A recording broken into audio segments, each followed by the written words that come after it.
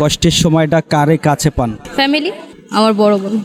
বড় বোনকে বলা হয়নি এমন কোনো কথা আছে যা আজকে আমাদের মাধ্যমে বলবে? হ্যাঁ, আমি আমার বড় বোনকে অনেক বেশি ভয় পাই, প্লাস অনেক বেশি ভালোবাসি। বড় বোন কোন ধারণার উপদেশগুলান বেশি দেয়?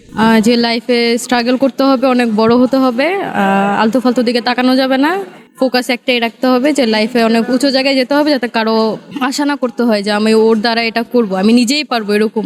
বাবা এবং মার দুইজনের মধ্যে কে বেশি কেয়ার করে ভালোবাসে? দুইজনেই বেশি কেয়ার করে ভালোবাসি। বাবা মায়ের জন্য কি করার ইচ্ছা আছে? এই আমার আপু যেটা করতেছে, জব করার পাশাপাশি পড়াশোনা করতেছে, বাবা মায়ের টেক কেয়ার করতেছে, এটাই করব। শাড়ি পরে এসেছেন, বাঙালি মেয়ে কি শাড়িতে ভালো লাগে না থ্রি পিস?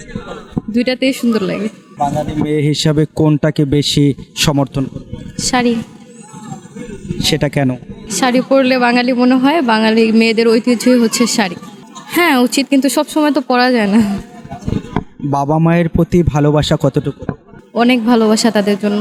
বাবা মায়ের উদ্দেশ্যে আজকে এখানে দাঁড়িয়ে কি বলতে চান?